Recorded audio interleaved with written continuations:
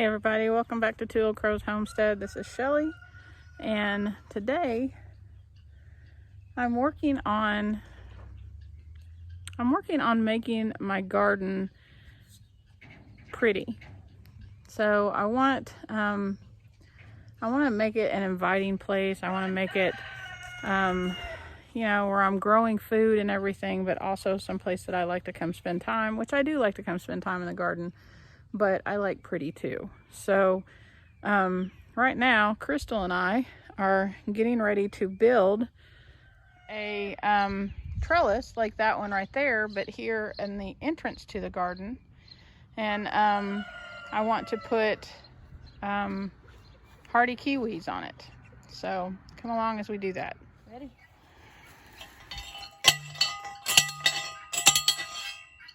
A little bit more.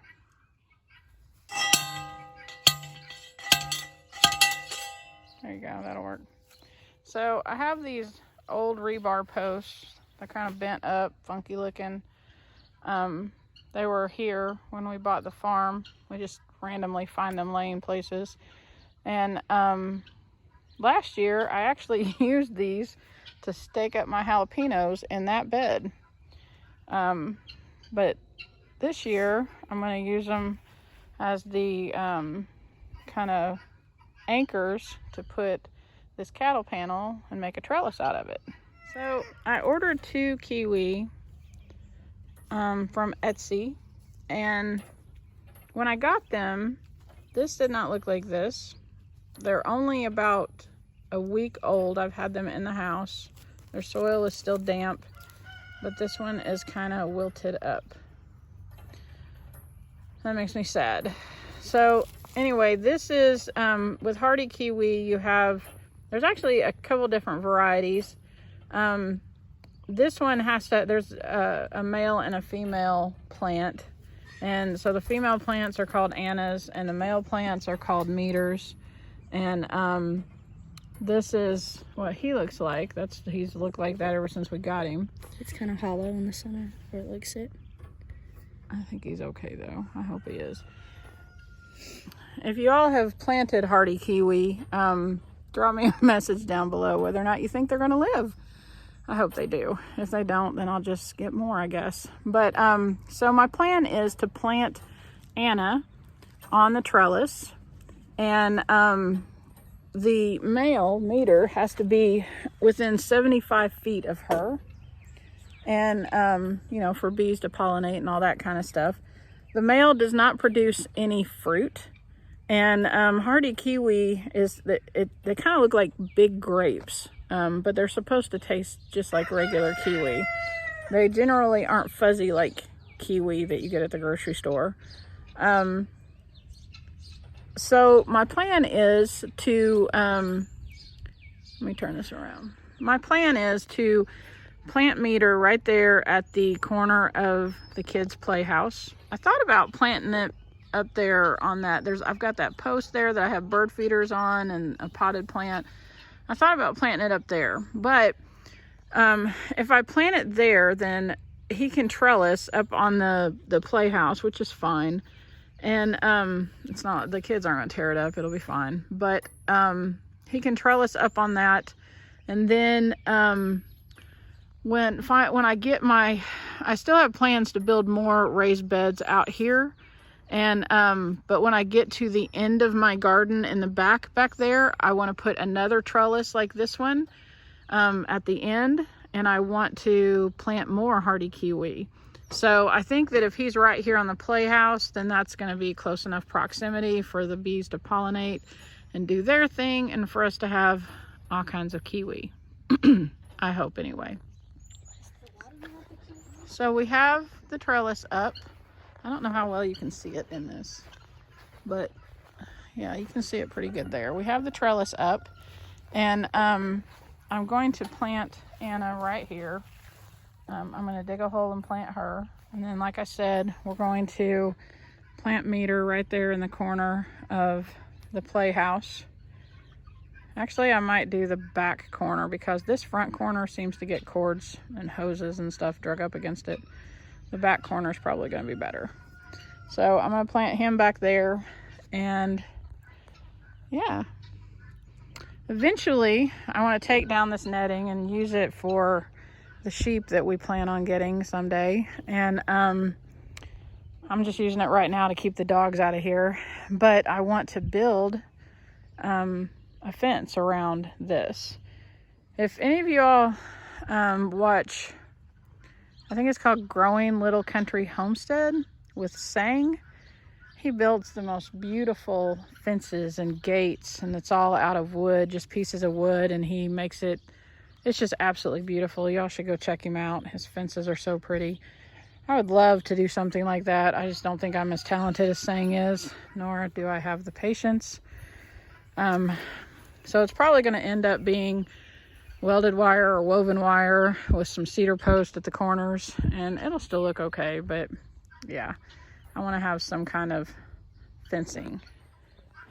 I actually saw a picture, it must have been on Facebook or something, I don't remember, but where they take like bamboo and drive it in the ground, which I'm not sure how long bamboo lasts in the ground, but they take bamboo and drive it in the ground, and then they just take like sapling limb, like tree limbs, thin tree limbs or saplings or whatever, and maybe probably not saplings, but you know, just thin limbs, and they weave them in and out of all the bamboo strips, and you get this like woven basket looking fence, and that looked amazing. Again, I have zero patience. So I don't know if that's something that I could do, but I don't know, who knows.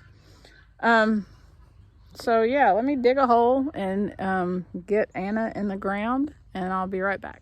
Check out those big worms. We got good soil. All right, so we've got Meter in the ground right there. I don't know if you can see him. He is right there. And then Crystal's gonna go get some mulch and bring it back and put it around it. And then we've got Anna in the ground over here.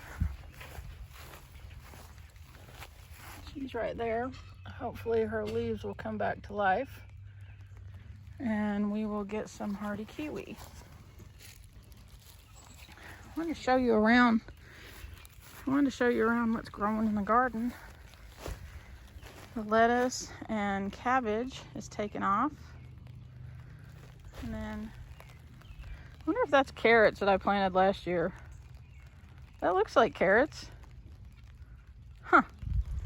And then over here, finally, the Jerusalem artichoke is starting to come up. Super excited about that. Check it out. And then we've got, I think this is broccoli. Yeah, we got broccoli down here, and then Crystal just planted some celery right here in the middle that I got from a guy. I was buying herbs, and he threw some celery in there for me. And then there's kale, and then back in the back there's spinach. And then over here is our asparagus that is growing like gangbusters. I'm super excited about this, but I think I screwed up, because we all know that I screw up every time I plant something. I put hay in this to kind of mulch it, and now I got grass growing up. See that? So I'm probably going to come back, since they're all up and growing well. I'm going to come back and take the hay out and pull that grass out, and then just mulch with wood chips. I'm pretty sure that's what I'm going to do. I went to the farmer's market up in the town next to ours today, and I got some nasturtium. I love those. They're so pretty, and they're so beneficial for your health. So that's out here. I've got an orange one out here and a yellow one up at the front of the house. It's really starting to rain. And then I brought out a hanging plant that I got at the, I think it's got petunias in it. I got it at the Amish sale. And these are all coming back from last year. See all those pretty little flowers? They're all coming back from last year, from what I had out here in that pot right there where that yellow one's popped up. I had yellow and purple ones in there. Always make sure you plant flowers in your garden so you can get pollinators in your garden. Attract those bees. They'll help you grow stuff. But I'm gonna close this fencing back up. Whoop. I'm gonna close this fencing back up so the dogs can't get into the garden. And oh, I wanted to show you one more thing. Hold on just a minute. Looky there. Let me do it this way. The rhubarb is coming up. Isn't that awesome? I'm super excited about that. Randy is too. He sent me a picture of it this week to show me. And then right there you can see the potatoes are taking off and doing really well. I'm getting rained on. The potato, I'm hoping, I mean, there's sprouts on every side and at the top, all around here. I'm hoping that the potatoes are growing like crazy inside. I mean, I know sometimes you'll see all kinds of greenery and no potatoes. We're praying that's not what's happening here. And then here is strawberries. We've been getting a lot of rain here lately, and I'm sure that they're loving that. But I've got some potatoes in the pantry that are sprouting, and I'm going to do this again. I'm going to plant one of these again with those potatoes that are in the pantry. I think they're just like russet potatoes. But yeah, stagger it out so you have a harvest longer. Anyway, just a quick little update of what's going on around here. And you know, I've kind of decided that, y'all know I'm planting an herb garden along the side of the house up there in that area right there. And I've got a lot of cleaning out to do and a lot of stuff to get ready. So I'm thinking about ripping all of this stuff out of here. My fingers go in the opposite direction. Ripping all of this stuff out of here and planting herbs in there as well. When we first moved here, I posted in a group on Facebook about planting in those beds because those are railroad ties. And railroad ties have stuff on them that you know, can leach into the ground and all that stuff. It's put on them, what is it, creosote or something like that they put on them so they'll last longer. And a lot of people said, oh no, don't plant anything in there. We'll plant flowers, something that you're not going to eat. And so I didn't. I did plant flowers. I think I planted like gladiolas or something like that. And I just kind of left it alone. I mean, you see how crazy it looks right now. But I've also read a lot of places where, like, this has been here for a really long time. Like, over 15 years.